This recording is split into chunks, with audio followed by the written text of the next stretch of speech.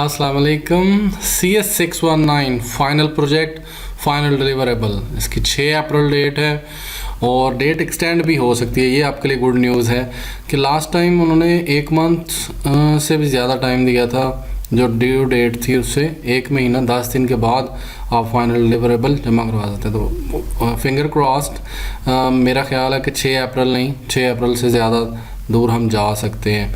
लेकिन फिर भी क्योंकि डेट क्लोज़र है तो आप लोगों को पता होना चाहिए। फाइनल डिलीवरेबल में आप लोगों के लिए गाइडलाइंस यही हैं कि आप कोड को जितना मुकम्मल कर सकते हैं करें। कोशिश तो यही होती है कि जो फंक्शन रिक्वायरमेंट दी हुई है SRS में वो सारी पूरी होनी चाहिए।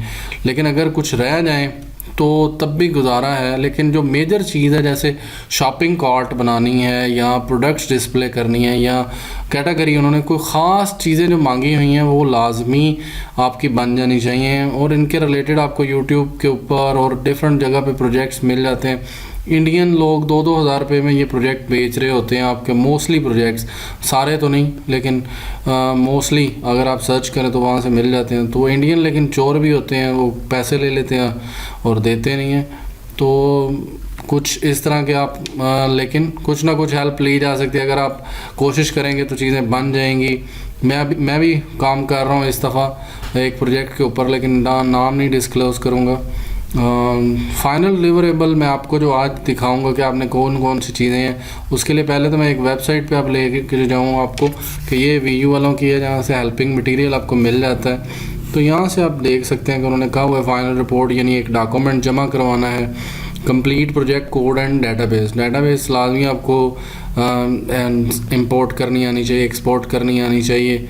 और ये चीज़ें यहाँ पे लिखी हुई हैं कि उनके टेम्पलेट्स उन्होंने बताए हुए हैं, आपके LMS में भी हैं। तो ये सारा हेल्पिंग मटेरियल है।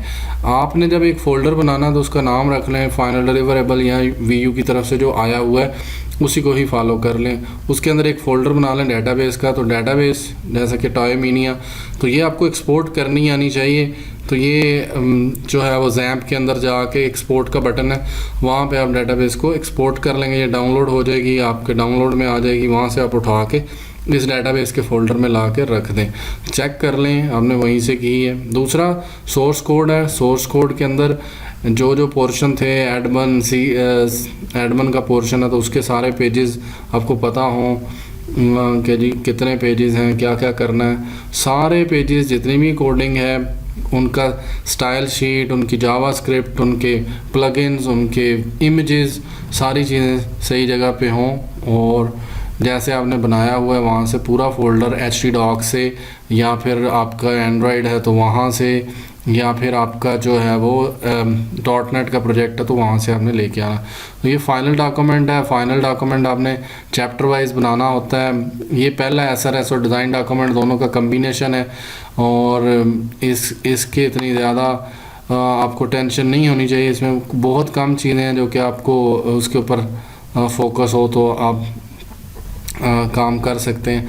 तो आप इस तरह का एक फ़ाइनल प्रोजेक्ट रिपोर्ट, उनके अंदर आप नाम ये सारी चीज़ें पूरी कर लें अपनी। और ये चीज़ें दी हुई हैं इनके, ये टेबल ऑफ कंटेंट बना दें। चैप्टर 1 मैंने जैसे आपको बोला, फ़ॉन्ट स्टाइलिंग का ख्याल सही रखें, कोई भी चीज़ ऐसी ना हो। तो आपने बस सिर्फ SRS और डिज़ाइन डॉक्यूमेंट को चैप्टर वाइज अलाइन करना है जैसे पहले आप लोगों को मैंने बताया हुआ है। तो फाइनल डिलीवरेबल जब आपका होगा तो उसमें आपने हर चीज़ SRS और वो दोनों को कंबाइन करना है, लेकिन चैप्टर वाइज आपने चैप्टर वाइज उसको करना है। ये मेरे 50+ पेजेस की है, तो इसके आपको पता होना चाहिए। और सेकंड वन जो चीज़ है वो आपकी प्रेजेंटेशन है। प्रेजेंटेशन आपका जो सेकंड वाइवा होना, उसके बाद थर्ड वाइवा होगा। 3 वाइवा होने, एक आपने दे लिया, दूसरा देना है। तो जो दूसरा देना है उसमें प्रेजेंटेशन का इतना रोल इम्पॉर्टेंट नहीं है।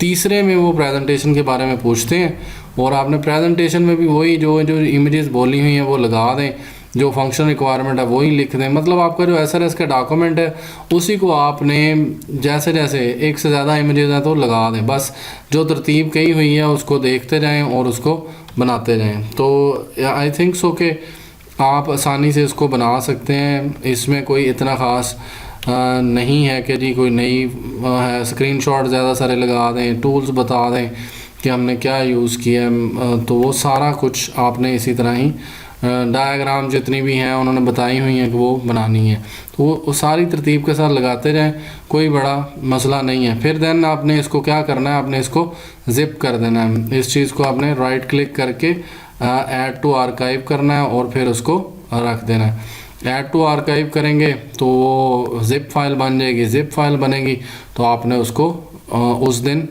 अपलोड कर देना है। इसमें भी एक आपको चीज़ बता दूं कि आप एक काम और भी कर सकते हैं कि जो डॉक्यूमेंट है, ये पॉइंट की बात है कि अगर आप इस काबिल नहीं हैं तो आप अपने सुपरवाइज़र को बता दें और उनसे एक्सटेंशन ले सकते हैं। वो एक्सटेंशन आपको 1 मंथ की मिल सकती है इसको जमा करवाने के लिए, या फिर 1 मंथ से भी ज़्यादा की मिल सकती है, और उस चीज़ को आपको फ़ी पे करना पड़ेगी। आई थिंक सो 1500 रुपीज़ है एक्सटेंशन की, जो आप 1500 रुपया देंगे उससे आपको 15 दिन या 20 दिन मिल जाएंगे।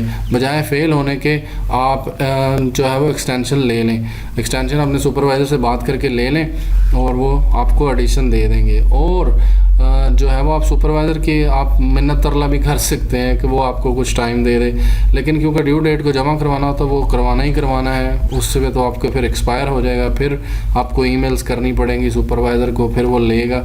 तो कोशिश करें पहले ही ड्यू डेट पे दे दें, या फिर सुपरवाइज़र से पहले बात कर लें कि मैं एक्सटेंशन लेना चाहता हूँ तो वो मुझे दे दें, वो साथ में आ जाएगा एक्सटेंशन टाइम भी। और जो है वो सेकंड वाइवा इंतहाई इम्पॉर्टेंट है। आप फेल हो जाएंगे या पास हो जाएंगे, all depend on the second viva. तो आप इस प्रोजेक्ट को जब जमा करवाना है तो उसके बाद आपने इसकी हरफ ब हरफ हर लाइन को, कोड को समझना है, डेटाबेस को समझना है। अगर आप डेटाबेस, कोड और इसको नहीं, वाइवा आपका 20 मिनट का होना है सेकंड वाइवा, लेकिन बहुत क्रूशल है। अगर आप स्टक कर गए तो आपकी खैर नहीं है, आपका प्रोजेक्ट फेल होगा, आपको फिर 2 सेमेस्टर लगाने पड़ेंगे 6 क्रेडिट आवर के लिए और आप फेल हो जाएंगे। थर्ड वाइवा काफ़ी लूज़ होता है, उसमें आप कि जिस तरह मर्ज़ी पेरेंट कर लें, लेकिन सेकंड वाइवा आपको पास और फेल के लिए बहुत इंपॉर्टेंट है, जो कि इस कोड के रिलेटेड होगा। वो इससे 15 दिन के बाद हो सकता है। आई थिंक सो आपको सारी बातें समझ आ गई। अगर कोई नहीं आई तो आप कमेंट करें, फिर मैं आपको जवाब देता हूँ। Thank you, thanks for watching.